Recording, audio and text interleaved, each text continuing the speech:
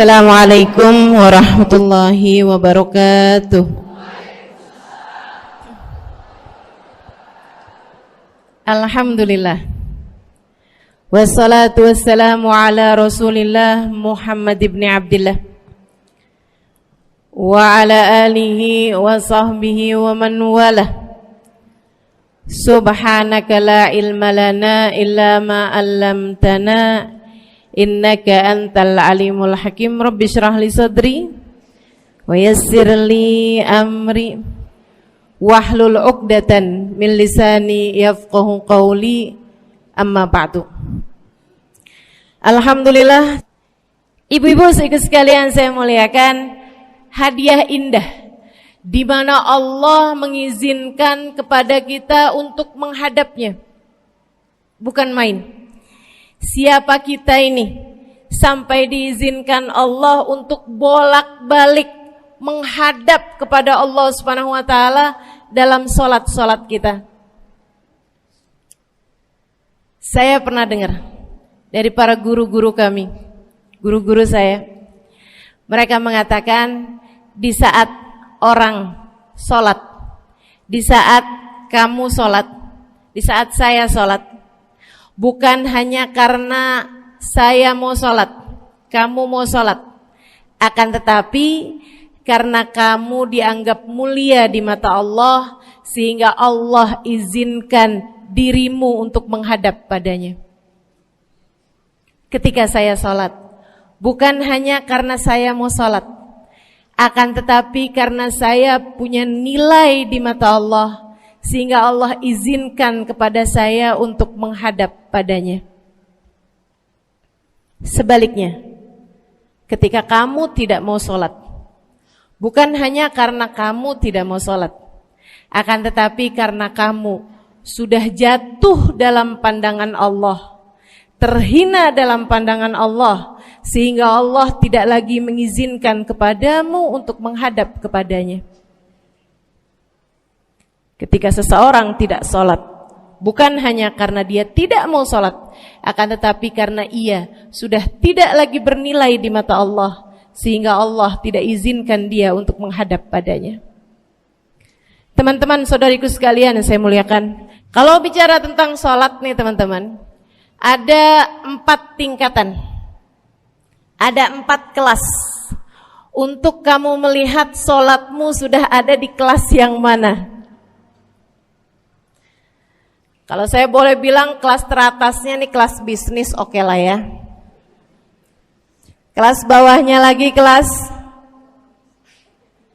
atasnya kelas eksklusif ya, kelas eksekutif. Terus bawahnya lagi kelas bisnis, bawahnya lagi kelas. Tapi ada 4 kelas, bawahnya lagi kelas gerbong.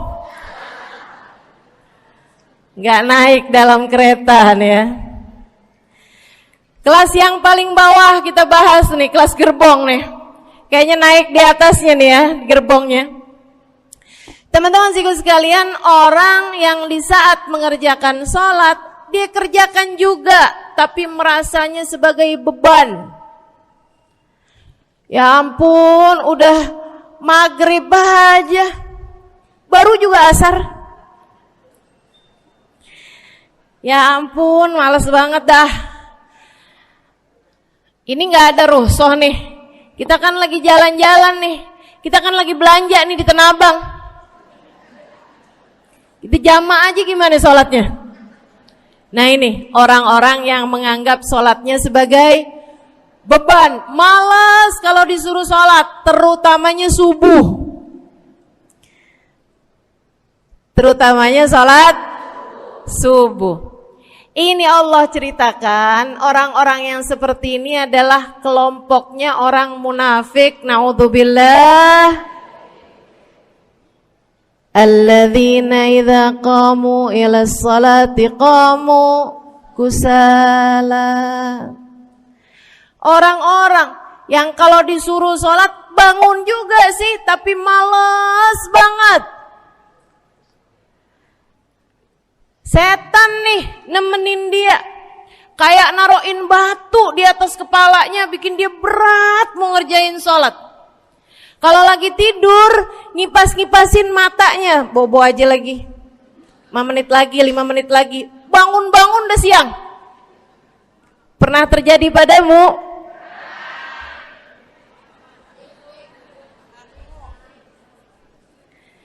Jemur kunut. Bu, yang dijemur tuh jemuran aja, cucian aja.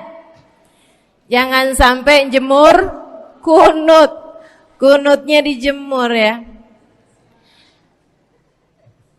Ketika ada seseorang yang disampaikan kepada Nabi Muhammad bahwasanya orang itu tidak bangun kecuali sesudah azan subuh, artinya enggak tahajud, artinya enggak bangun di sepertiga malam terakhir, bangunnya sesudah azan subuh. Nabi mengatakan padanya tentang orang itu, Nabi bilang pada para sahabatnya, inna syaitan bala fi udhunih, itu adalah orang yang telinganya dikencingin sama setan. Pada pernah dikencingin setan? Kalau bangunnya habis azan tuh dikencingin setan. Kalau bangunnya udah terbit matahari dikencingin siapa kira-kira? Insyaallah. Teman-teman saudariku sekalian yang saya muliakan, alladzina idza qamu ila sholati qamu kusala, malas bener kalau diajakin sholat, sampai sebagian sholatnya dikerjakan keluar dari waktunya. Yang seperti ini masuk dalam firman Allah Subhanahu wa taala, a'udzubillahi minasyaitonir rajim, fawailul lil musallin alladzina an salatihim sahun. Fawailul lil musallin alladzina hum an salatihim sahun. Celaka orang-orang yang salat. Kenapa kok orang salat celaka ya Allah? Sebab mereka an salatihim sahun, melalaikan salat mereka. Apa maksudnya melalaikan? Imam Sayyidina Ibnu Abbas dalam salah satu tafsir beliau mengatakan alladzina yuakhiruna an waqtiha au yuqaddimuha ila ghairi waqtiha. Orang-orang yang mengakhirkan salat sampai keluar dari waktunya atau memajukannya sebelum waktunya. Mau pergi ke Tanah Abang nih, jam 11. Ntar kita ribet nih urusan sholat duhur. Dah sholatin sekarang aja. Ini orang-orang yang fawailul lil musallin. Bu, sesibuk apapun dirimu, jangan pernah ninggal sholat. Bu, lagi ngerjain perkara penting apapun kamu, jangan pernah mengakhirkan sholat. Jangan pernah mengeluarkan sholat dari waktunya. Kenapa gitu? Karena bu, sholat itu urusanmu sama Allah. Gak ada yang lebih penting daripada itu. Gak ada yang lebih penting daripada itu. Siapa yang mementingkan Allah, dia bakal dipentingin sama Allah. Siapa yang meremehkan salatnya, berarti dia telah meremehkan Allah. Siapa yang meremehkan Allah, dia akan diremehkan oleh Allah. Na'udzubillah min dzalik. Buat adik-adik jomblo, jangan pernah mau kawin sama orang yang gak sholat. Biarpun kamu udah nunggu cukup lama, kalau ada yang lamar kamu dan dia gak sholat, jangan mau bu. Dek, ibu-ibu juga, kalau ada yang janda di sini,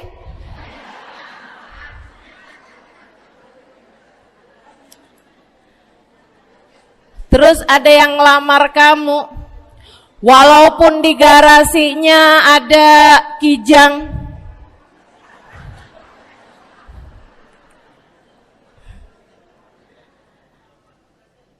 ada bebek, motor maksudnya ya, datang melamar kamu, jangan terima. Orang yang gak sholat, kamu jangan mau jadi istrinya. Kenapa? Saya kasih tahu ya, Allah aja dia tinggalin, apalagi kamu.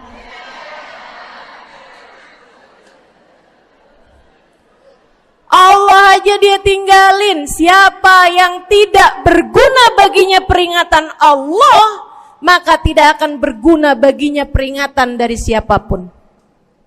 Tapi dia mencintai saya, Ustazah. Dia mencintai saya cinta mati katanya. Sekarang tungguin setahun 2 tahun, cintanya hilang, tinggal matinya. Tapi dia mencintai saya luar biasa, Ustazah. Dia tak sanggup hidup tanpa saya. Itu namanya cinta monyet. Tungguin 2 tahun, cintanya hilang, tinggal. Jangan temenan sama orang gak sholat. Dia telah jatuh di mata Allah. Maka kita pun belajar buat jadi orang-orang yang terus mendaki, terus meraih rahmatnya Allah, terus belajar buat jadi salah satu orang yang dipandang dengan rahmat oleh Allah Subhanahu wa taala. Salah satunya dengan cara kita memuliakan sholat. Kita menjaga sholat. Jagain sholatnya. Jangan masuk kelompok orang yang tadi itu sholatnya menjadi beban. Ini kelompok paling bawah nih. Naik ke kelas ekonomi. Tadi begitu ya? Kelas ekonomi, orang-orang yang sholatnya menjadi sebuah kewajiban. Dia kerjain, dia tahu itu wajib, dia gak akan tinggalin. Tapi sama halnya dengan kewajiban-kewajiban yang lain. Kita nih kalau mikirnya kewajiban, Bu, kalau gak diwajibin lagi seneng. Betul gak? Masih ada kayak beratnya gitu ngerjain sholat. Orang yang sholatnya dianggap sebagai kewajiban. Kayak anak-anak sekolah tuh, wajib pakai seragam, wajib ngerjain PR. Kalau 1 hari, besok enggak wajib pakai seragam. Ada enggak ya pakai seragam? Enggak ada. Enggak ada. Enggak ada yang besoknya dipakai seragam. Terus tanyain, kenapa kamu tetap pakai seragam? Abisnya saya suka sama seragamnya. Enggak ada. Karena mereka menganggap pakai seragamnya adalah kewajiban. Sekolahnya sebagai kewajiban. Jadi giliran besok libur anak-anak, hore gitu. Ada orang-orang yang sholatnya dianggap sebagai kewajiban. Nggak ada yang nambah kalau kewajiban tuh.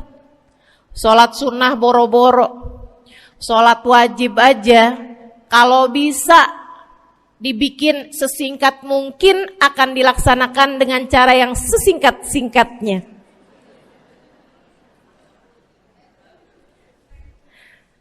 Habis ruku i'tidal sujud cepet bener ya. Malaikat raqib sama malaikat atid nih udah tahu aja kalau dia sholat. Habis ghairil maghdubi alaihim waladdallin. Malaikat atid bilang sama malaikat raqib, kulhu, catat kulhu udah pasti.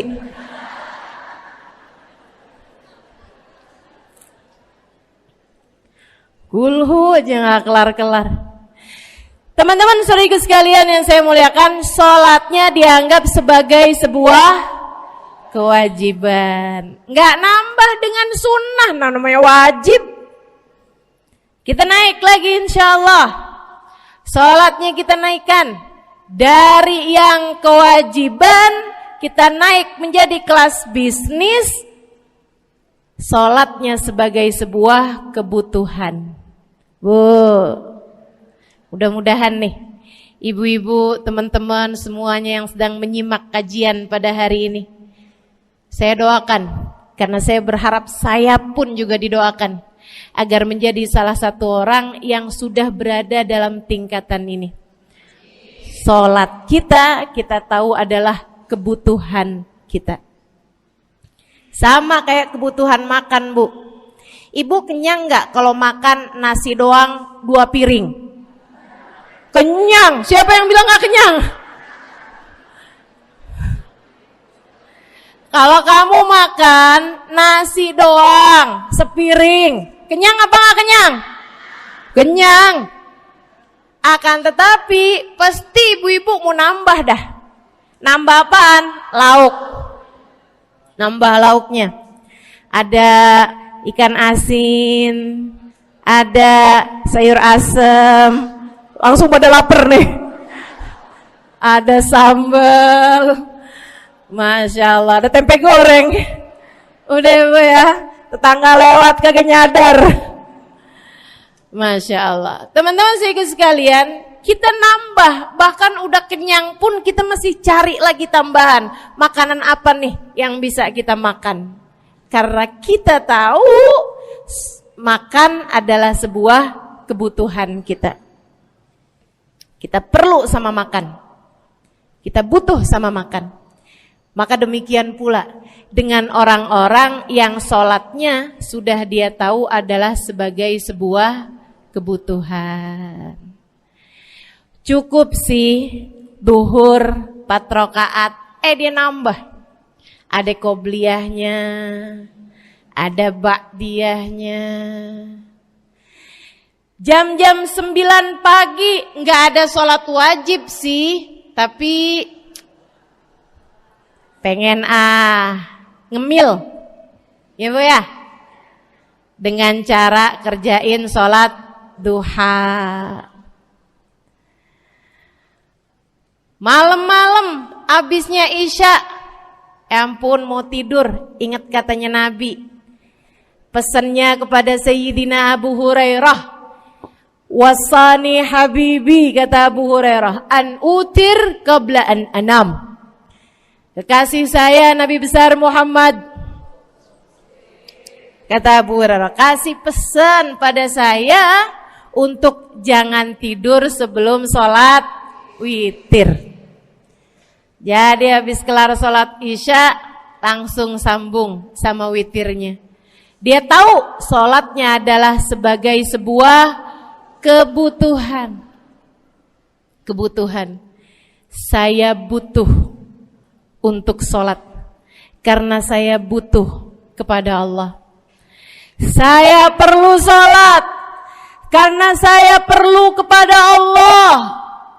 Saya perlu sholat karena saya tahu urusan saya sebesar apapun saya rasakan adalah kecil dalam pandangan Allah. Saya perlu sholat karena permasalahan dalam hidup saya yang saya rasakan sebesar gunung di atas pundak saya, di atas punggung saya, di hadapan Allah tak sampai seperti setitik debu yang mudah saja untuk dia angkatkan dari kehidupan saya. Maka kita pun menjadikan sholat sebagai sebuah kebutuhan. Lagi sakit, jangan ninggal sholat. Kenapa? Kamu menghadap kepada yang punya kesehatan. Lagi banyak utang, jangan ninggal sholat. Sama, jangan utang lagi. Karena kamu menghadap kepada pemilik segala kekuasaan, pemilik dunia dan akhirat, pemilik semua uang di atas muka bumi ini adalah Allah. Makanya Habib Ali Habsyi, penulis kitab Maulid Simtud Durar, yang tadi ibu-ibu baca maulidnya, beliau pernah bilang, Ada dalam salah satu diwan beliau. Diwan tuh syair-syair beliau itu ya. Ali idza kad marid syafahu fi'lus shalah la'alla syirru sifa fi wad'i tilkal jibah. Kata beliau, Ali nih kalau lagi sakit, nih Habib Ali ya, beliau tuh padahal punya amal ibadah sangat banyak. Tapi Habib Ali bilang, Ali idza qad marid syafahu fi'lus shalah. Ali nih kalau lagi sakit, sembuhnya sama sholat. Sembuhnya sama sholat. La'alla sirru sifat.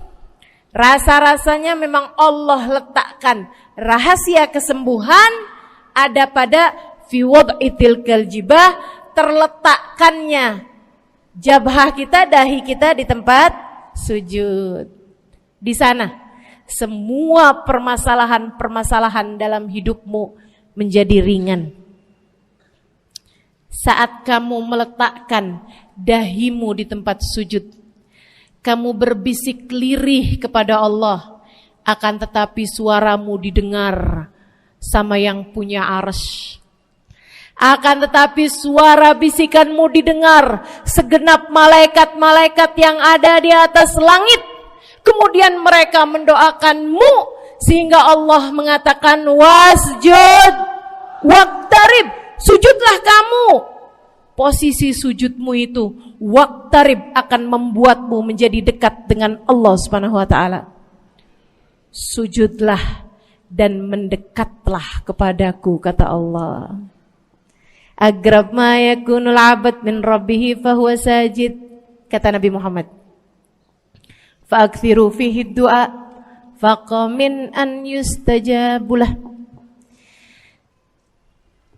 Tempat terdekat seorang hamba dengan Tuhannya adalah saat dia sedang sujud. Maka perbanyaklah doa dalam sujudmu, kata Nabi Muhammad. Doamu sangat mungkin diijabah oleh Allah. Apalagi kalau doanya kamu haturkan di sepertiga malam yang terakhir. Saat-saat di mana kebanyakan manusia di sekelilingmu yang lalai berada dalam tidurnya, berada dalam alam mimpinya. Para ulama tuh sampai bilang, Bu, dari kehususannya sepertiga malam yang terakhir, orang yang ngerjain maksiat aja sepertiga malam yang terakhir tuh tidur. Ibu gak pernah tahu orang-orang pulang diskotik jam berapa? Gak tahu ya, sama. Tapi Bu, yang pasti mereka tuh sepertiga malam yang terakhir malah pada pulang, malah pada tidur gitu. Orang maksiat aja itu sama Allah dibuat tidur tuh di jam-jam yang biasanya turun rahmatnya Allah. Allah mau milih nih mana nih hamba-hambaku, pilihan-pilihanku akan aku bangunkan untuk menghadapku. Kemudian Allah Subhanahu wa taala bertanya, hal min mustaghfirin, hal min taib, hal min talibi hajatin faunilahul matalib. Siapa nih di antara kalian yang lagi mohon doa, minta pertolongan, mohon ampunan, akan aku beri, kata Allah Subhanahu wa taala, sebab kalian meminta pada waktu yang paling aku suka. Kalau punya hajat minta. Kapan mintanya? Dalam sujud. Kapan sujudnya? Dalam sholatmu di sepertiga malam yang terakhir. Bu, ngelihat muka-mukanya pada punya hajat banyak-banyak nih. Gimana tahajudnya? Mudah-mudahan Allah jadikan kita salah satu di antara mereka yang menyibukkan diri di sepertiga malam yang terakhir, insyaallah. Sampai-sampai Bu ya, saya tinggal lama di kota Hadramut dulu. Orang-orang di Hadramut, orang awamnya, itu kalau mereka punya anak kecil umur 1 tahun, 2 tahun, 3 tahun tuh, punya anak bayi, balita gitu. Kalau mereka bangun di sepertiga malam yang terakhir, mereka akan membangunkan anak-anaknya walaupun buat main.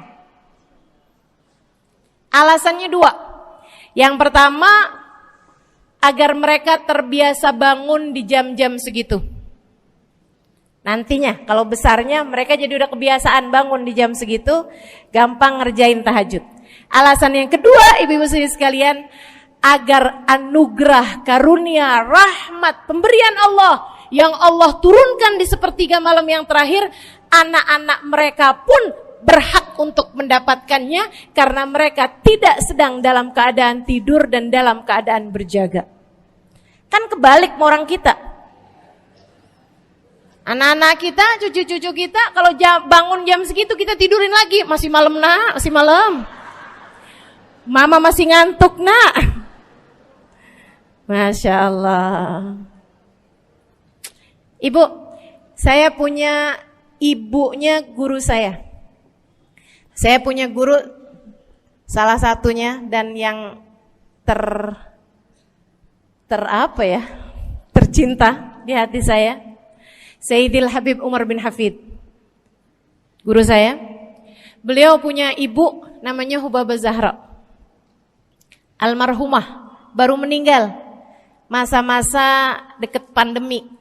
Ya Bu ya, baru aja beberapa tahun silam meninggalnya. Itu ibu-ibu sekalian punya anak kalau nggak salah 12. Kalau nggak salah 12 anak beliau. Laki-laki 5. Kalau saya nggak salah ya, mohon maaf kalau saya salah. Kemudian yang perempuan 7. Semuanya soleh-solehah.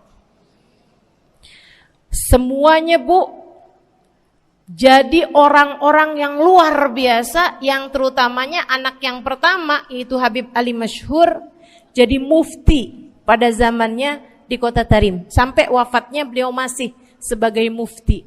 Mufti itu Bu, permasalahannya umat semuanya ada di meja beliau untuk beliau selesaikan. Anak yang laki-laki yang paling kecil, Habib Umar bin Hafid, menjadi kita tahu semuanya ya, orang soleh, ulama, waliullah. Ibu-ibu sekalian, kita mau tahu nih, anak-anak soleh-solehah semacam itu ibunya kayak gimana gitu. Karena Bu, mohon maaf, walaupun memang Nabi Nuh, nabinya udah soleh, anaknya gak soleh, kan begitu ya? Ada juga sih, tapi secara mayoritasnya Bu, buah jatuhnya tak jauh dari emaknya begitu, anaknya kurang lebih begitu. Anaknya begitu, emaknya biar kita nggak lihat gitu udah bisa ngebayangin kayak apa orangnya. Ibu-ibu sekalian, nih anak-anaknya Hubabah Zahra, Masya Allah semuanya. Kita mau tahu ibunya kayak gimana. Satu cerita aja tentang Hubabah Zahra. Ibu-ibu sekalian, anaknya cerita, Hubabah Zahra, Umi, anak perempuannya, dia bilang seumur hidupnya nggak pernah ninggal tahajud. Bu, dari awal balik sampai meninggal, tidak pernah meninggalkan tahajud. Jauh banget ya? Sama siapa? Tahajud semalam, seminggu libur. Kelakuan siapa tuh? Hubabah Zahra gak pernah ninggal tahajud kecuali satu malam. Satu malam itu beliau tuh lagi ada hajat besar, maksudnya lagi kayak ada acara pernikahan, kemudian beliau juga kelelahan, kecapean, baru tidurnya juga jam-jam 2, jam-jam mau jelang pagi Bu ya. Kelewatan tahajud. Bangun pas azan subuh. Ibu, beliau bangun dengan gemeteran. Beliau bangun dengan menggigil padahal enggak musim dingin. Beliau bangun, azan, innalillahi wa inna ilaihi rajiun. Azan, astagfirullah, ya Allah, astagfirullah, azan, ya Allah, ampuni Zahra ya Allah, Anaknya cerita, hari itu aku tidak pernah melihat ibuku berlelehan air mata sepanjang hari lebih daripada hari tersebut. Hari itu kami melihat ada seorang perempuan berlelehan air mata beristighfar memohon ampun kepada Allah karena satu malam dalam hidupnya beliau meninggalkan tahajudnya, teman-teman. Masya Allah, Masya Allah. Tiap kali makan ingat gitu, ya ampun tadi malam gak tahajud, samihni ya Rab, samihni ya Rab, sampai gak enak makan. Insya Allah, Insya Allah. Mudah-mudahan Allah jadikan keagungan sholat ada dalam hati kita.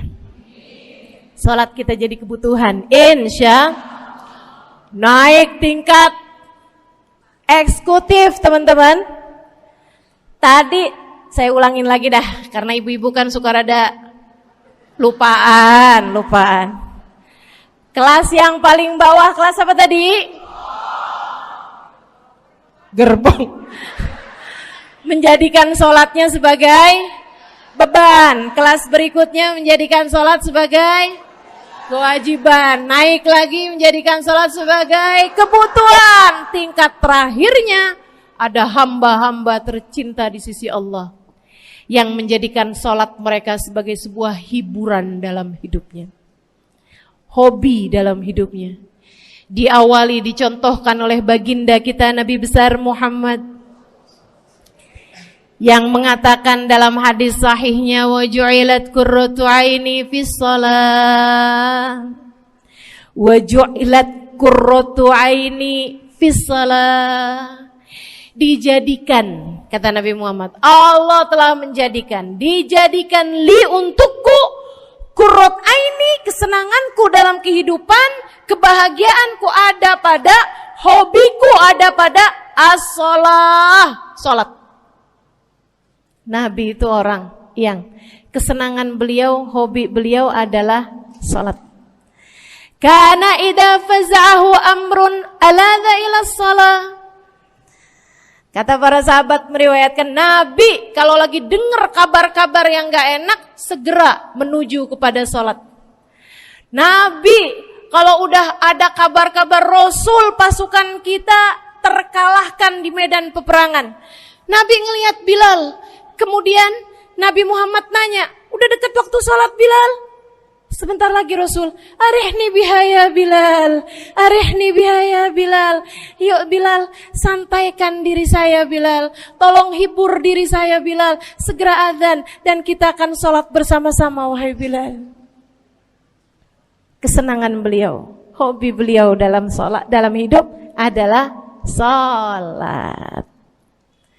Teman-teman saya sekalian, bukan hanya Nabi Muhammad, tapi para sahabat-sahabat Nabi Muhammad, tapi para tabi'in, para tabi'it tabi'in. Saudaraku sekalian saya muliakan, Sayyidina Umar bin Khattab alaihi ridwanullah, kana idza ja'ahu hal, apabila beliau dalam keadaan hatinya lagi khusyuk, hatinya lagi nyambung banget sama Allah Subhanahu wa taala, kalau mau salat sunnah manggil orang.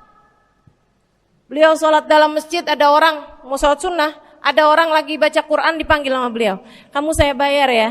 Kamu duduk sebelah sini saya nih, baca Qur'annya deketan saya sini, kamu saya bayar. Buat apaan wahai Sayyidina Umar? Buat negur saya, ngingetin saya lagi sholat nih. Oh gak usah dibayar Tuan. Yaudah kalau gitu kamu duduknya sebelah sini ya. Tugas saya apa Tuan? Kalau kamu lihat saya sholat berdirinya kelamaan, ingetin saya buat ruku. Kalau kamu lihat ruku saya kelamaan gak bangun-bangun, ingetin saya buat bangun. Kalau kamu lihat sujud saya kelamaan, ingetin saya buat duduk. Karena saya sekarang ini kalau lagi berdiri baca Al-Quran, lupa buat ruku. Dari nikmatnya bacaan Quran beliau. Baik Tuan. Sholat, baca Fatihah, habis itu baca Quran, surat Al-Quran. Dapat selesai satu, kok masih enak. Baca lagi, masih enak lagi, baca lagi. Yang sebelah beneran nih gak ruku-ruku. Beliau berdiri kemudian bilang, Tuan ruku. Gak kedengeran. Beliau berdiri deketin telinganya, Tuan ruku. Belum kedengeran juga. Ruku. Allahu Akbar. Sayyidina Umar bin Khattab. Tabi'in, Sayyidina Ali Zainal Abidin. Pernah lagi sholat, rumahnya kebakaran, teman-teman. Sholat sunnah di waktu malam, rumahnya kebakaran. Orang-orang pada teriak-teriak, Tuan Harik, nar, ya ibn binti Rasulillah, wahai anak dari cucunya Nabi Muhammad. Tuan, ada api di sekitarmu. Tuan, kebakaran. Tuan, kebakaran. Allahu Akbar. Sami Allahu liman hamidah. Enggak lihat apa-apa. Habis selesai sholat baru lihat, kebakaran nih rupanya. Orang-orang pada bilang, kami sudah mengingatkanmu Tuan. Apa jawab beliau? Al-hadni an-narul kubro. Di depan saya ada api yang jauh lebih besar, api neraka. Saya nggak lihat api sekecil ini. Masya Allah. Saudara sekalian yang saya muliakan, para ulama Allah Subhanahu Wa Taala. Terakhir saya mau ceritakan Sayyidil Habib Abu Bakar As-Sakran, penulis Wirid Sakran. Kalau teman-teman pernah tahu, beliau saudara sekalian saya muliakan dapat julukan As-Sakran, orang yang mabuk. Karena mabuk kepada Allah Subhanahu Wa Taala. Beliau pernah satu waktu kena penyakit di punggungnya. Beliau kemudian tanya sama dokter, kata dokter, wah ini nih penyakit mesti diangkat, mesti dioperasi. Ya udahlah, operasiin saya. Disuguhin 1 gelas khamr di waktu yang telah ditetapkan untuk jadi waktu operasi. Apa ini? Khamr, minuman keras. Zaman itu belum ada obat bius. Dia bilang, ini buat apa? Khamr ini Tuan, minuman keras ya, agar engkau nggak sadar. Jadi enak gitu kita ngoperasinya. Dia bilang, saya mau dengan kesehatan saya kepengen ngerjain taat kepada Allah. Saya nggak mau. Saya dapetin kesehatan saya dengan cara mengerjakan yang diharamkan Allah, yaitu minuman keras. Saya nggak perlu ini. Waduh, kalau gitu nggak bisa dioperasi Tuan. Kenapa soalnya? Ya nanti kan kesakitan, nanti susah operasinya gitu. Oh gampang. Kalau kalian pengen bikin saya nggak sadar, nggak perlu minuman keras. Terus gimana? Operasikan kalau saya sedang sholat. Maka mulailah dokter-dokter udah pada siap. Beliau lagi sholat sunnah ya Bu ya. Allahu Akbar gitu. Mulai dokter buka baju belakangnya. Mulai Bu digunting kulitnya, digergaji tulangnya. Beliau Bu mukanya meringis saja enggak. Beliau ruku, dokternya ikutan nungging. Beliau sujud, dokternya ikutan menunduk juga. Beliau sholat nikmat banget. Sampai beliau selesai dari sholat, beliau nanya sama dokter-dokternya, kenapa gak nurut tadi tuh waktu saya sholat mestinya operasi. Kata dokter, udah selesai Bib dari tadi. Masya Allah. Radiyallahu ta'ala anhum wardahum. Ini bukan kelas-kelas kita. Saya cuma ceritain aja sama ibu-ibu. Bukan berarti ibu-ibu nanti pas waktu sakit bilang sama dokter-dokter gak usah dibius. Beda hati Bu, beda hati. Ibu ya, beda iman, beda semuanya kita sama mereka. Yang pasti, makanya saya kan yang ini nggak doa nih. Pas yang kebutuhan tuh baru saya doa. Kenapa? Karena kayaknya tingkatan kita dah Bu ya. Mentok dah, sampai kebutuhan itu dah. Insya Allah, mudah-mudahan Allah jadikan kita orang yang menjaga salat insya Allah. Rabbi jalni muqimas salah wa min dzurriyyati amin. Rabbi jalni muqimas salah wa min dzurriyyati amin. Rabbi jalna muqimis salah wa min dzurriyyatina rabbana wa taqabbal du'a. Ala hadhihi niyyah bikun niyyah salihah ila hadratin nabi al-fatihah. Syaitanir rajim. Bismillahirrahmanirrahim. Alhamdulillahirabbil alamin. Ar-Rahmanir-Rahim. Maliki yaumiddin. Iyyaka na'budu wa iyyaka nasta'in. Ihdinas siratal mustaqim, siratal ladzina an'amta 'alaihim, ghairil maghdubi 'alaihim waladdallin. Amin. Taqabbalallahu minna wa minkum, taqabbal ya karim. Sama-sama kita hormati, kita sayangi segenap keluarga besar dari Majelis Ta'lim Raudhatul Aliyah di bawah pimpinan Ibu Ayu Komaladewi Kita doakan semoga beliau beserta segenap keluarganya senantiasa dalam limpahan rahmat ridha Allah Subhanahu wa taala.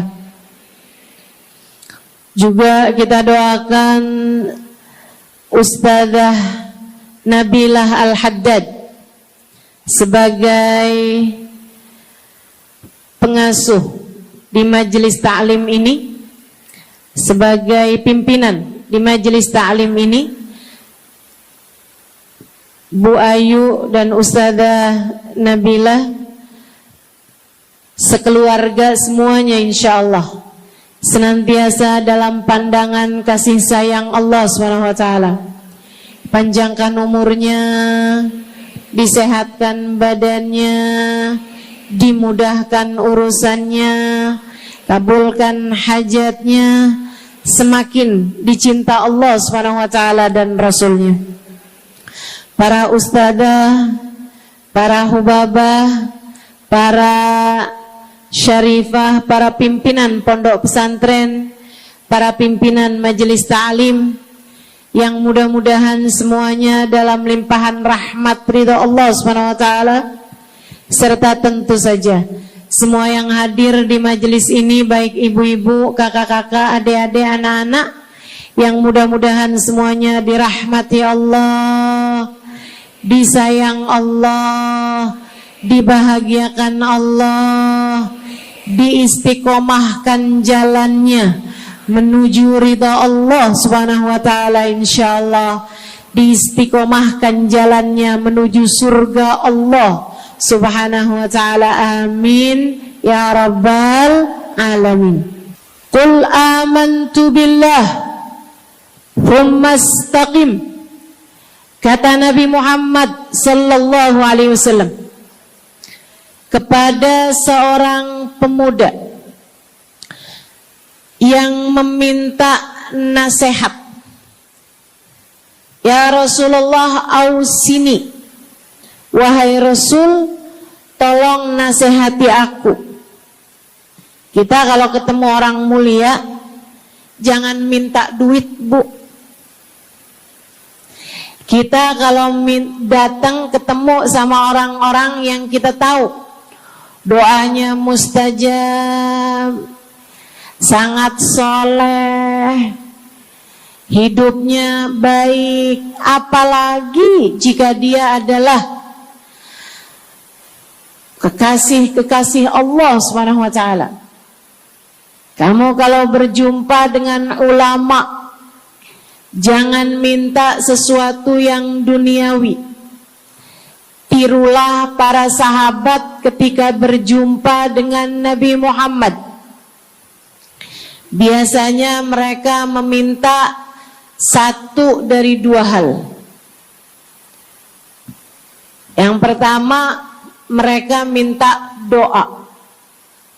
Ida'ili ya Rasulullah, doakan aku wahai Rasul.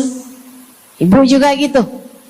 Kalau ketemu sama ulama, ketemu orang soleh, ketemu kiai, ketemu habib yang kita tahu doanya mustajab, bertemu hubabah, mintalah doa.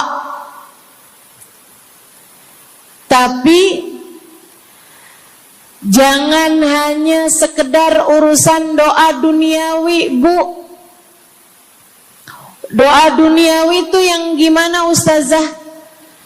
Doa yang kalau diijabah nggak akan manfaat begitu kamu masuk dalam alam kubur. Itu namanya doa duniawi. Ustazah, doakan saya biar saya cepat kebeli rumah. Bu, kalau mati rumahnya dibawa gak?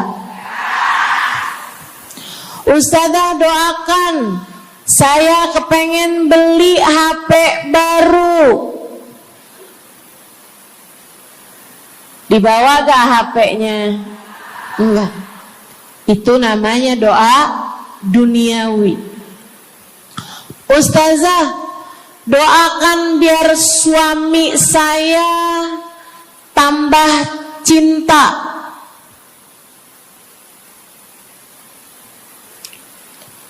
Kalau mati suaminya dibawa gak Bu?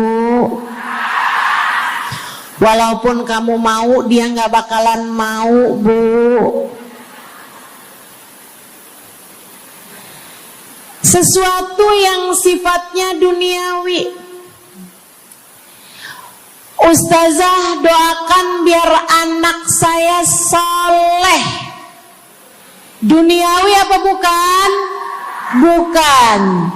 Sebab kesolehan anak akan jadi tambahan bekal bagimu ketika kamu masuk dalam alam kubur. Jadi gak boleh nih Ustazah doa urusan duniawi atau minta didoakan urusan-urusan duniawi. Boleh, tapi jangan cuma itu. Nanti takutnya kamu nyesel.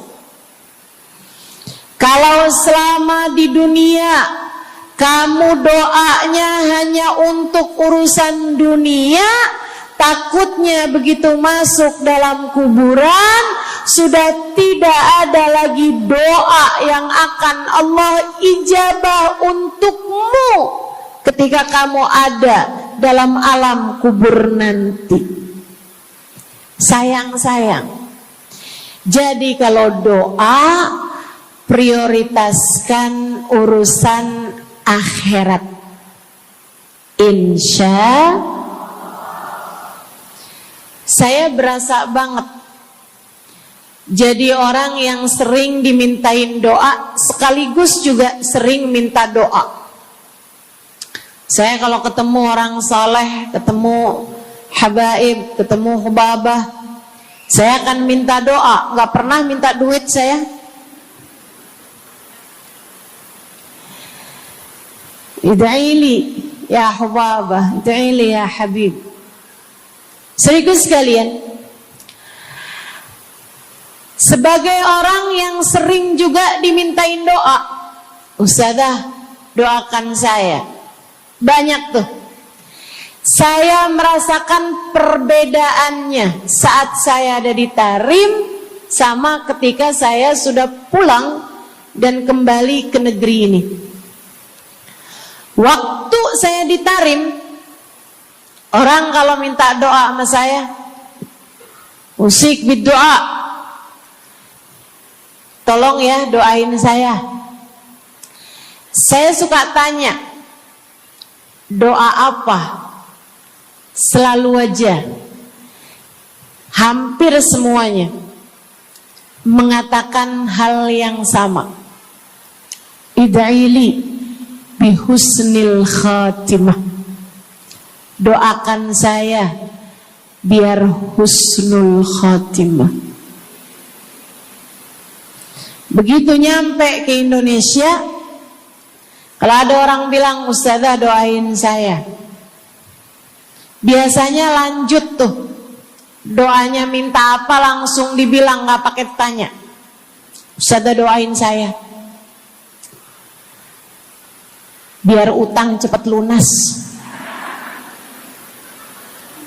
Ustazah doain saya biar cepat dapat jodoh. Ustazah doain saya biar jadi orang kaya. Ustazah doain saya biar suami nggak mendua. Ya Allah, ternyata kebanyakan orang kita kalau minta doa seringnya urusan duniawi. Bukan berarti nggak boleh, boleh aja sih. Cuman takutnya begitu kamu mati nyesel kalau semua doamu selama ini adalah sesuatu yang tidak ikut kamu bawa ketika kamu mati. Kalau kita lihat para sahabat ketika mereka berjumpa dengan Nabi Muhammad, selalu saja banyak di antara mereka yang minta doa. Nabi pernah tanya, doanya apa?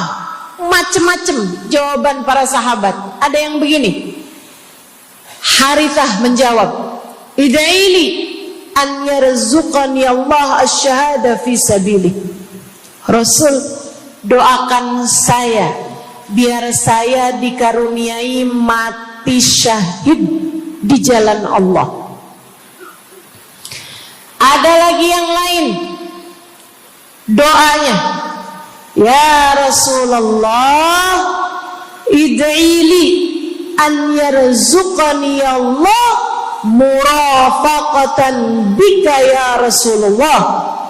Doakan biar saya nanti di masa sesudah kematian saya, di masa akhirat nanti bisa mendampingimu wahai Rasulullah, bisa berjumpa denganmu wahai Rasul, bisa ada dalam rombonganmu wahai Rasulullah.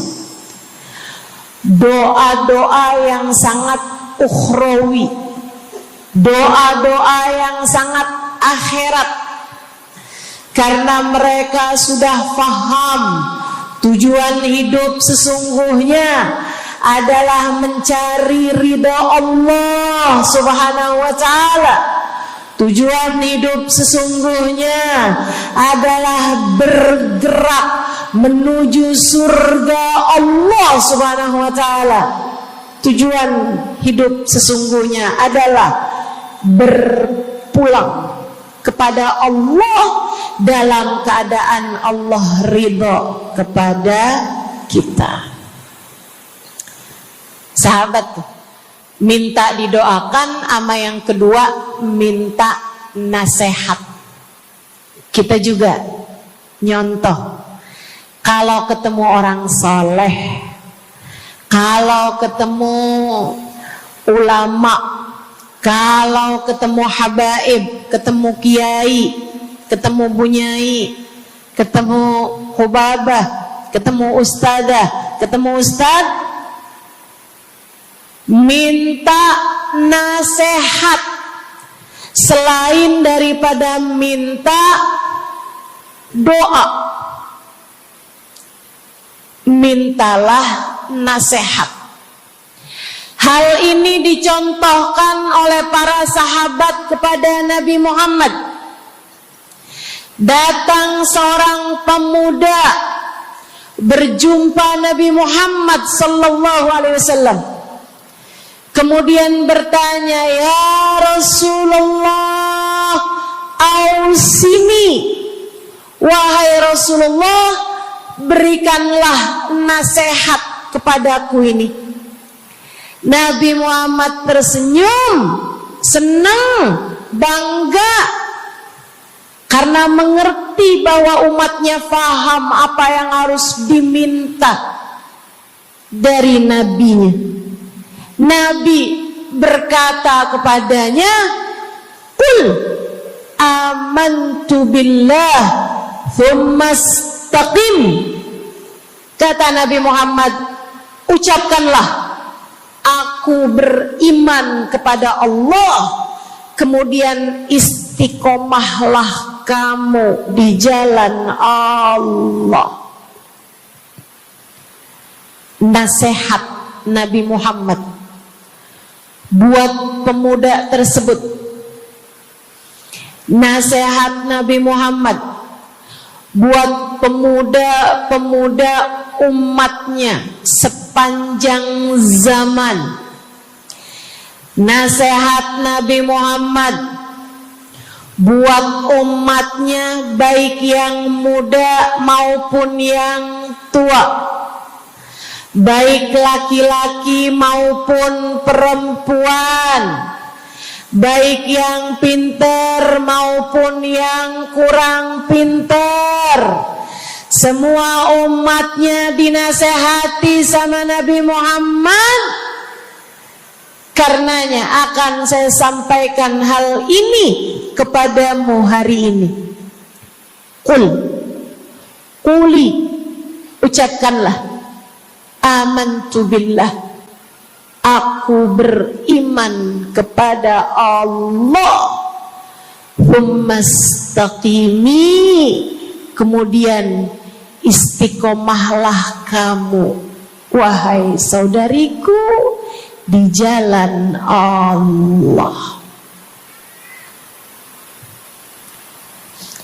Katakanlah, aku beriman kepada Allah. Kemudian istiqomahlah. Istiqomahlah. Nasihat yang sangat indah dari baginda kita Nabi besar Muhammad, yang Allah karuniakan kepadanya jawami'al kalim,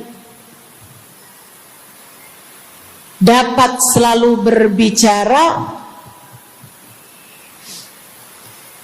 dengan kata-kata yang ringkas tapi padat. Nabi itu ucapannya ringkas tapi padat. Nggak kayak saya, Bu, udahlah panjang dan ya, mudah-mudahan Allah jadikan ucapan-ucapan kita jadi kalimat-kalimat yang akan membawa kita menuju surga. Jadi ucapan-ucapan yang akan bawa kita menuju ridha Allah Subhanahu wa taala. Ibu-ibu, kita sama-sama belajar biar kalau ngomong itu enggak panjang-panjang, akan tetapi bermutu, berkualitas. Terutama Bu, ibu kalau ngomong sama anak-anak ibu, kadang-kadang panjang bener. Padahal itu aja, anak sampai hafal. Iya mah, katanya gitu. Betul gitu? Nabi kalau ngomong pendek aja tapi penuh makna. Nabi kalau bicara seringkali nggak panjang-panjang tapi sangat berarti. Satu hadis beliau saja bisa disyarahkan, diberi keterangan, hingga bahkan berkitab-kitab banyaknya. Ibu-ibu sekalian, salah satu dari ucapan ringkasnya Nabi Muhammad, amantu billah, kata Nabi, qul amantu billah, tsumastaqim, ucapkanlah, aku beriman kepada Allah, kemudian istiqomahlah di jalan Allah. Apa itu istiqomah? Lurus, jangan belok-belok. Lurus, jalan terus. Jalannya adalah jalan yang lurus. Itu yang selalu kita minta dalam tiap rakaat sholat kita. Kita berdoa kepada Allah, ihdinas siratal, ya Allah, tempuhkanlah untuk hidup kami ini jalanmu yang lurus. Sama kayak kamu lagi bilang, ya Allah, karuniakanlah dalam kehidupan kami keistiqomahan di jalanmu ya Allah. Kamu selalu minta istiqomah 17 kali sekurangnya tiap hari. Betapa sangat pentingnya istiqomah ini, saudaraku sekalian. berada dalam jalan yang lurus. Saya mau bahas jalan lurus yang dimaksud ini apa aja. Satu, kamu harus lurus imannya. Amantu billah, aku beriman kepada Allah. Kata Nabi Muhammad sallallahu alaihi wasallam, "Qul amantu billah," ucapkanlah, aku beriman kepada Allah. Maka istiqomah tersebut yang nomor satu adalah dalam urusan keimanan. Bu, Kak, Dek, Nak, yang lurus imanmu. Iman yang lurus tuh yang gimana, Ustazah? Iman yang lurus adalah memahami dua kalimat syahadat yang menjadi pintu gerbang keimananmu. Orang kalau masuk Islam, dia jadi orang yang beriman, dia mengucapkan kalimat syahadat. Apa itu? La ilaha illallah. Yang pertama. Yang kedua, Muhammad Rasulullah. Tidak ada Tuhan selain Allah. Itu harus kamu miliki dalam hatimu secara lurus, istiqomah. Gak ada Tuhan selain Allah. Jangan hari ini Tuhannya Allah, besoknya Tuhannya duit.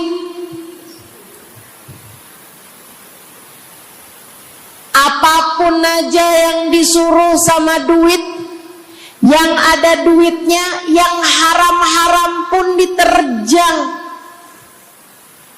Lah kenapa begitu?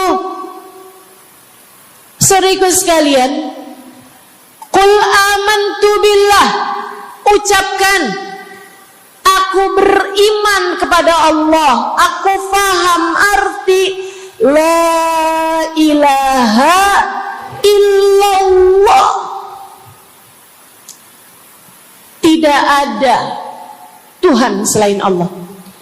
Tidak ada yang mengatur kehidupan selain Allah. Tidak ada yang memberi rezeki selain Allah. Maka berimanlah kepada Allah. Kalau ada istri bilang sama suaminya, kalau kamu nanti pulang bawa duit, ahlan wa sahlan, selamat datang. Tapi kalau kamu pulang nanti nggak bawa duit, silakan tidur di luar.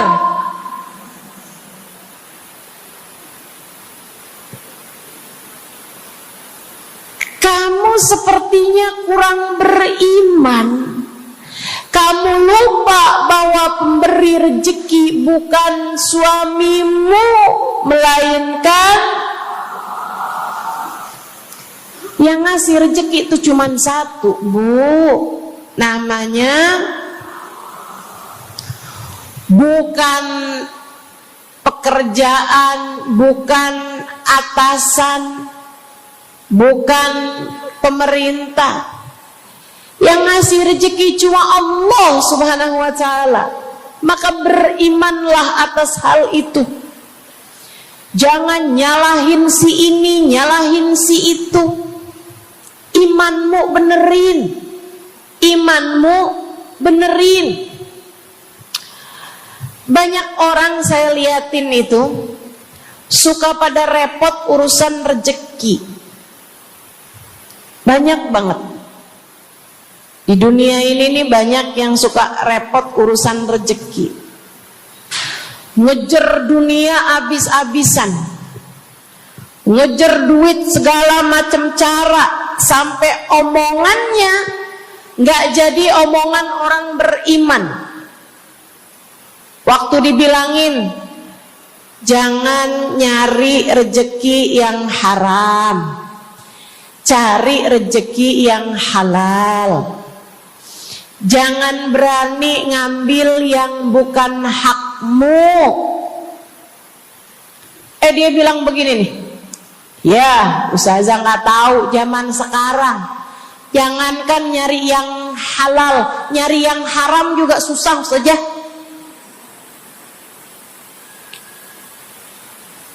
Itu omongan orang nggak beriman.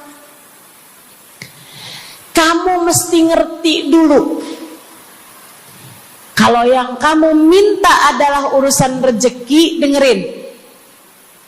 Kalau yang kamu minta urusan rezeki, kamu harus datang kepada alamatnya. Yang sering kali membuat kamu setengah mati urusan rezekimu, sampai mau-maunya menghinakan diri, minta-minta sama orang, berharap dari orang.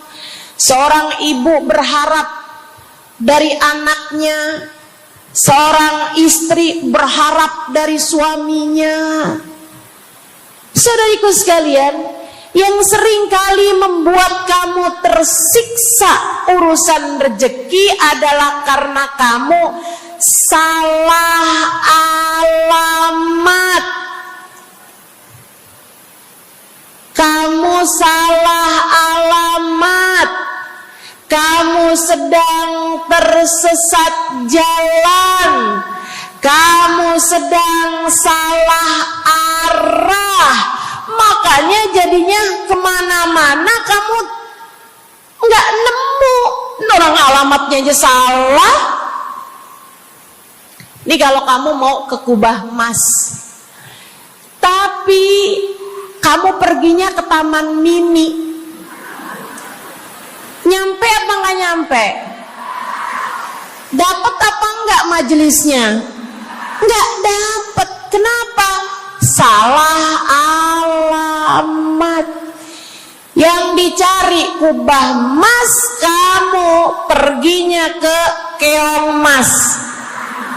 Nggak nyampe, nggak dapat.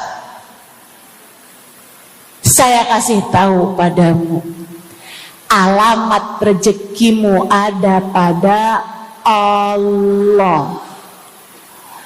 Alamat rezekimu ada pada Allah.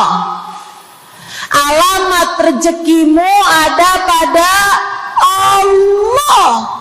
Maka berimanlah kepadanya, fahamilah arti la ilaha illallah.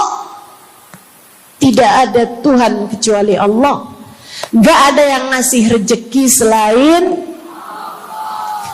kamu. Lagi sakit, kamu mau nyari obat, saya kasih tahu alamat obatmu. Alamat yang bisa menyembuhkanmu hanya satu, namanya urusan rezeki. Allah sudah bilang, huwar razzaq dzul quwwatil matin. Allah lah satu sang pemberi rezeki. Allah lah satu sang pemilik kekuatan sejati.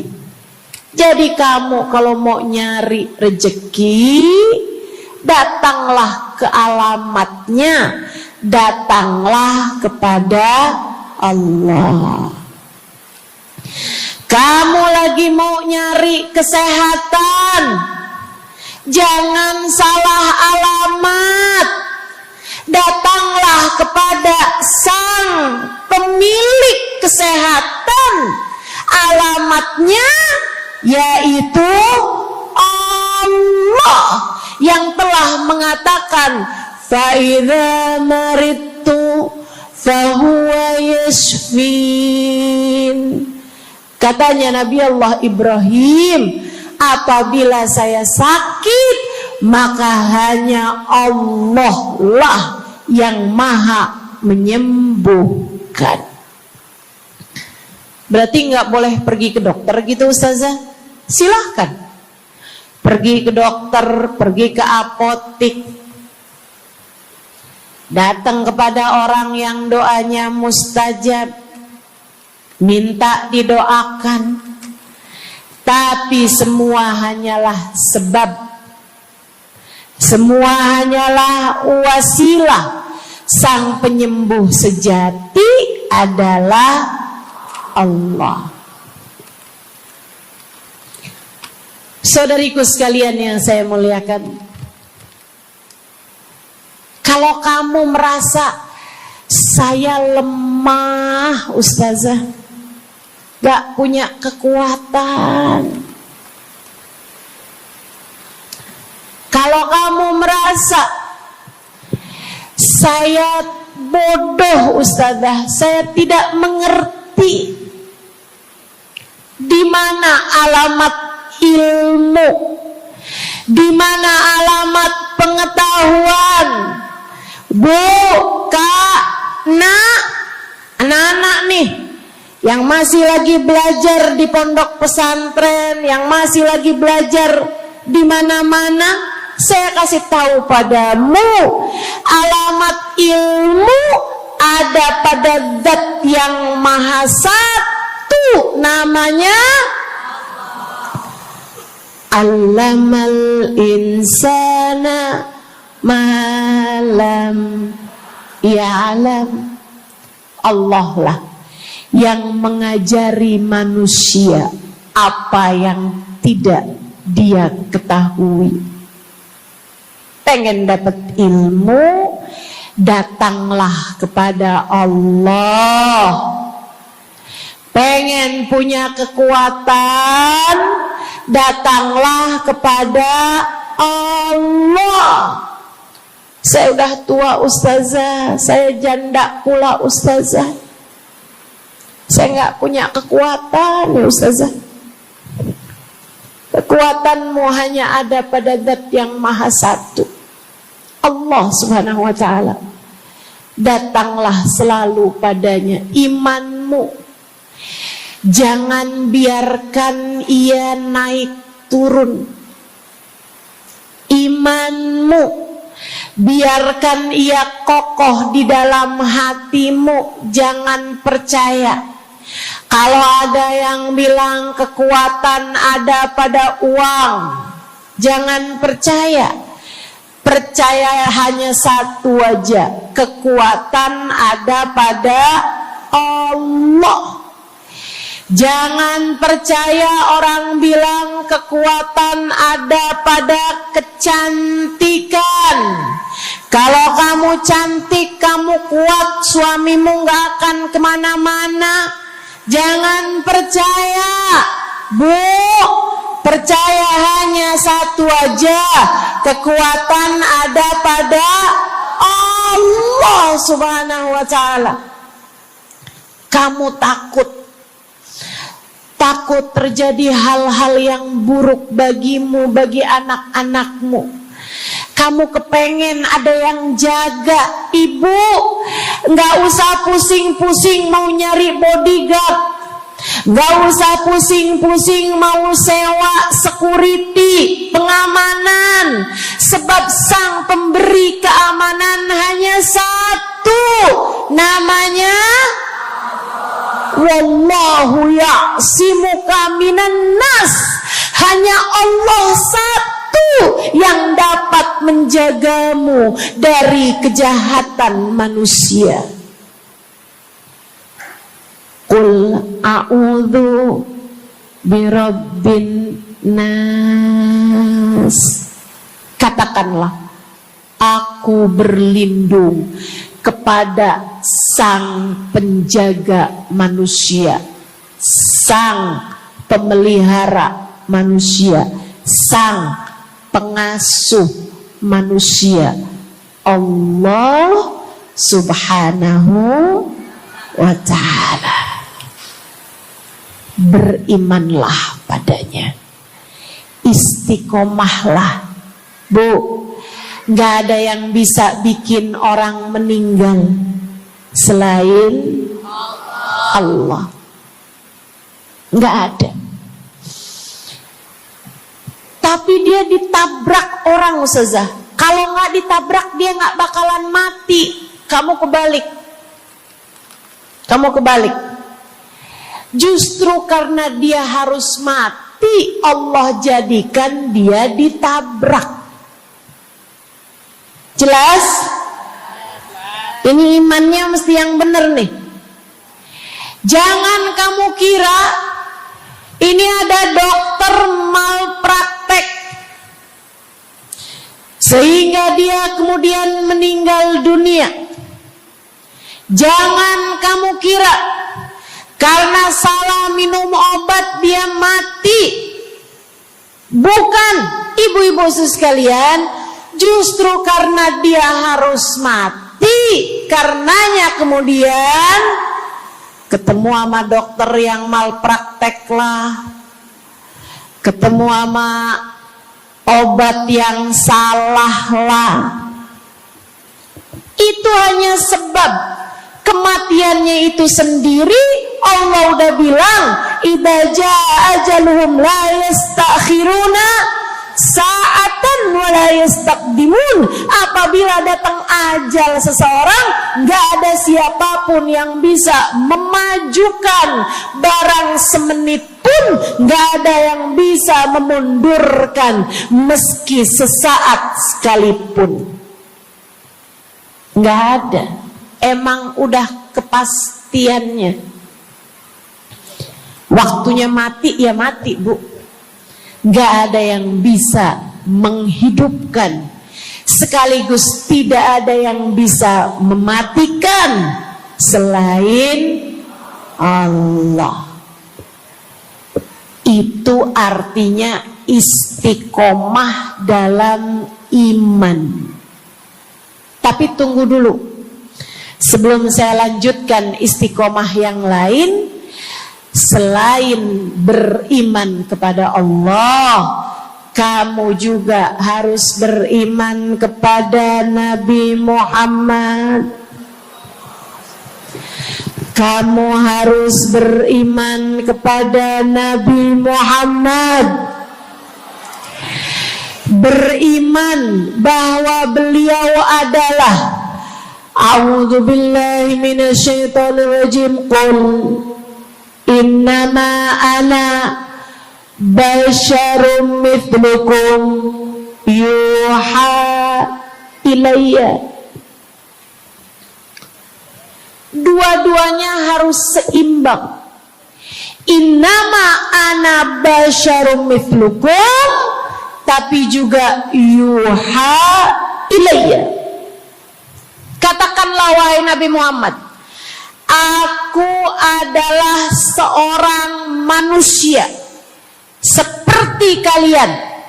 Saya punya badan, saya punya perasaan. Kalau nggak makan-makan saya lapar. Kalau habis makan nggak minum saya haus.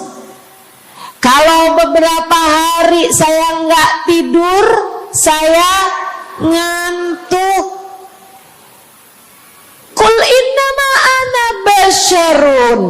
Sampaikan kepada manusia, aku adalah seorang manusia seperti kalian juga. Ama anak cinta, lama nggak ketemu sama istri, kangen. Katakan wahai Nabi Muhammad, ana basyarum mithlukum, saya manusia seperti kalian juga. Kalau ada yang disayang kemudian meninggal, sedih.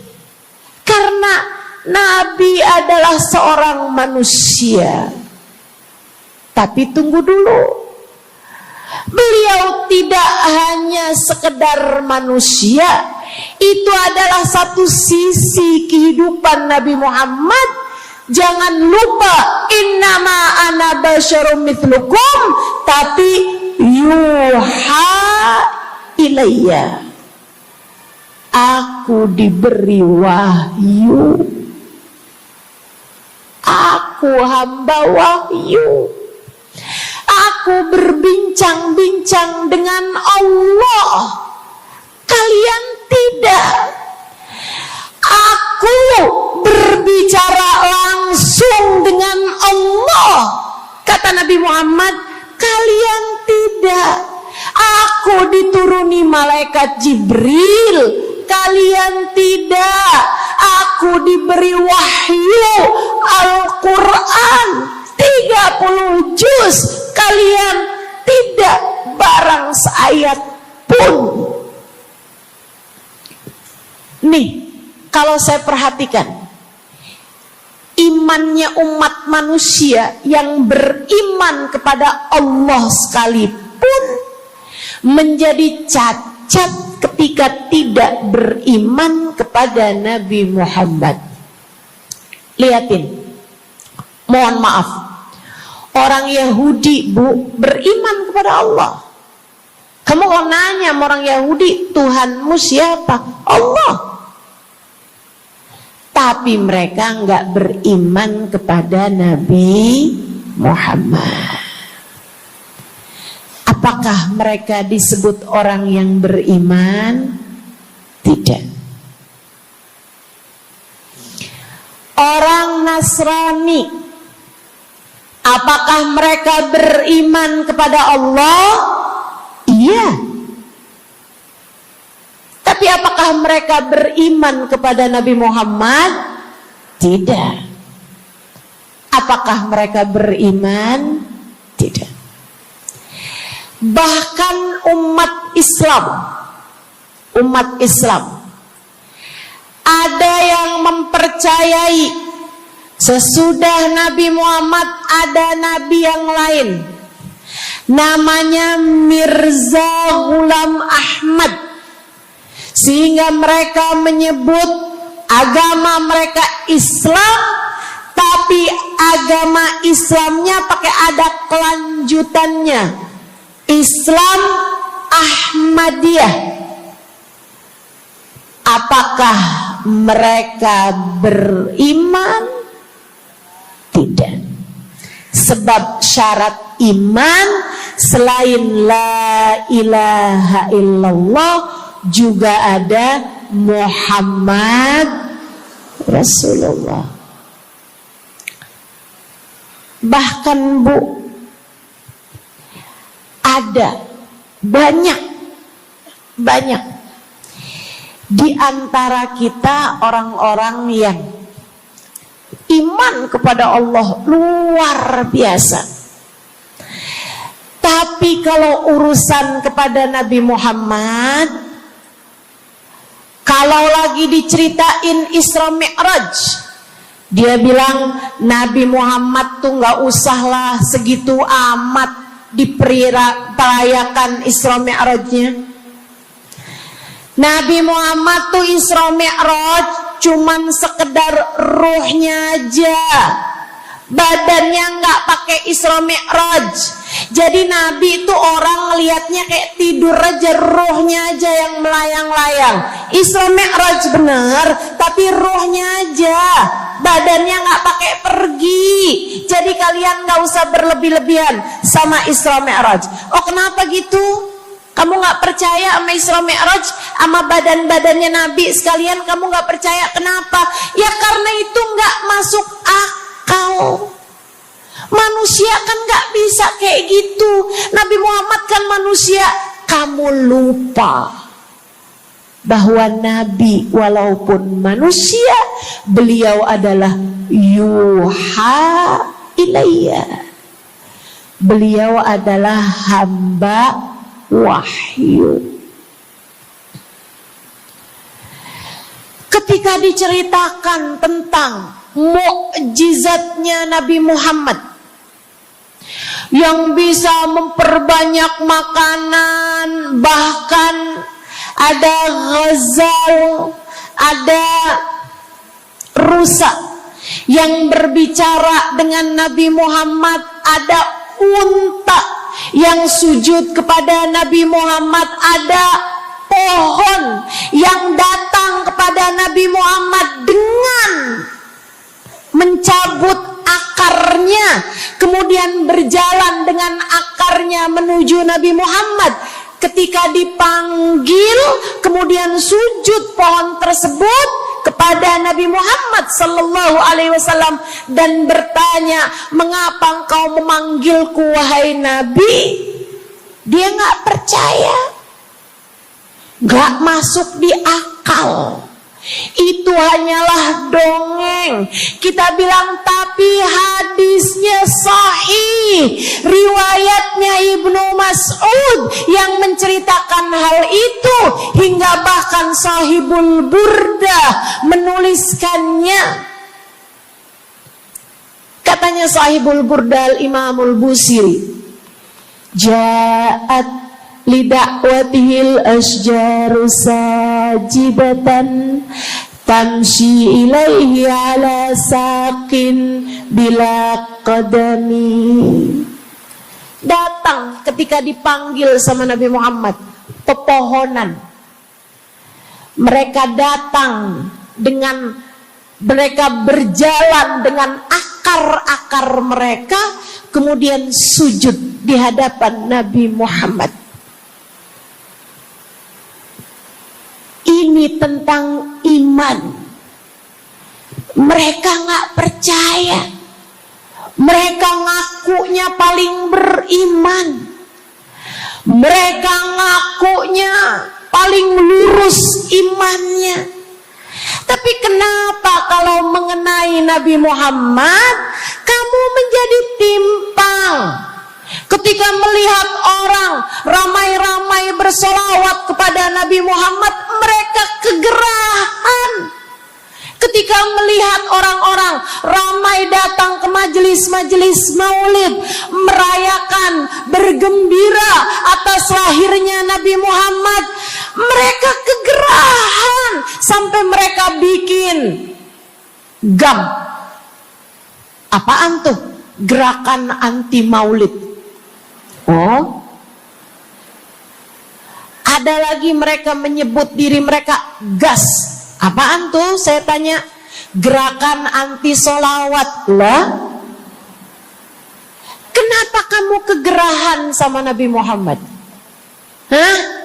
Kenapa kamu ngerasa kayak takut banget umat begitu cinta sama Nabi Muhammad? Ada apa denganmu? Kamu lupa Nabi Muhammad memang manusia, tapi qul innama ana basyarum mithlukum yuha ilayya.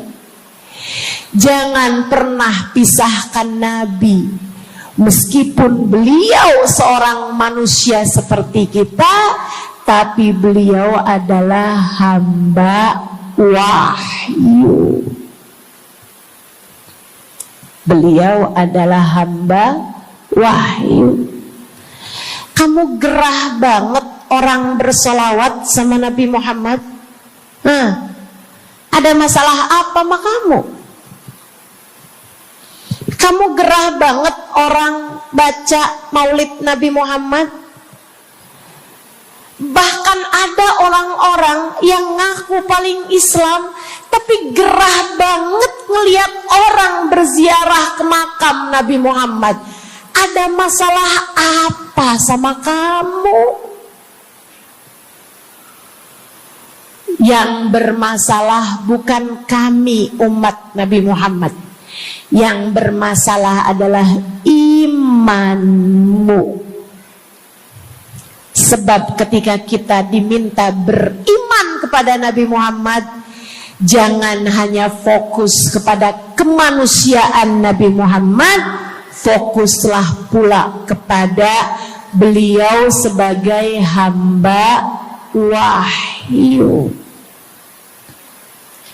Saudaraku sekalian yang saya muliakan, istiqomah dalam iman. Beriman kepada Allah, beriman kepada Rasulullah. Cinta kepada Allah, cinta kepada Rasulullah. Cinta kepada Rasulullah, cinta kepada keluarga Rasulullah, cinta kepada sahabat Rasulullah, dan istiqomahlah dalam cinta tersebut.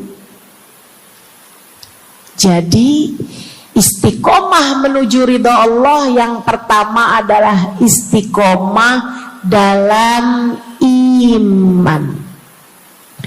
Yang kedua, istiqomah dalam taat. Bu, Kak, istiqomah dalam taat. Kamu disuruh sholat,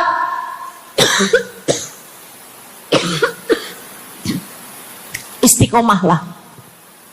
Jangan tinggal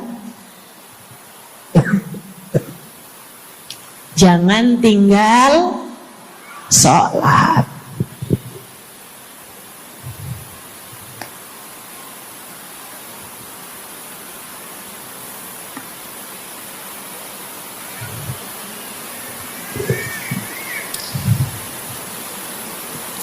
Kamu diperintah buat puasa Ramadan. Jangan tinggal puasa. Yang kemarin puasanya bolong karena menstruasi, karena haid, karena nifas misalnya, kamu wajib untuk bayar hutang puasa di hari-hari yang seperti ini. Jangan sampai hutang kamu nggak dibayar. Kadang-kadang sampai Syakban belum lunas juga. Pas ditanya, kamu kok nggak bayar-bayar utangnya tuh? Abisnya nggak ada yang nagih. Kamu minta siapa yang nagih? Israel. Jangan sampai datang malaikat Israel mencabut nyawamu, sementara kamu masih punya hutang puasa yang belum kamu lunasi. Kamu diperintah Allah buat taat. Istiqomahlah dalam jalan taatmu. Jangan tinggal perintah Allah. Dek, kalau kamu dilamar sama laki-laki yang gak sholat, jangan mau. Tapi dia baik, Ustazah. Baik menurut siapa? Dek, orang ninggal sholat artinya dia ninggal Allah. Saya bilangin, kalau Allah aja dia tinggal, apalagi kamu. Dia bilang dia gak bakal ninggalin saya, Ustazah, karena katanya dia gak sanggup hidup tanpa saya. Dek, jangan percaya. Jangan percaya. Allah aja dia tinggalin loh, apalagi kamu. Apalagi kamu. Orang yang, kata para ulama nih Bu, orang yang peringatan Allah tidak bermanfaat padanya, dia tidak akan bermanfaat dengan peringatan siapapun. Kalau lagi cinta sih dia bisa ngomong apa aja.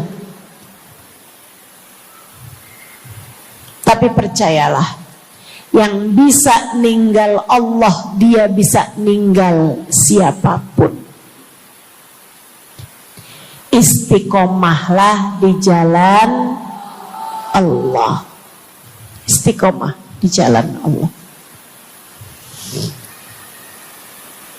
Jangan berani ninggal Allah. Jangan berani ninggal salat. Jangan berani ninggal ibadah. Kenapa gitu Ustazah?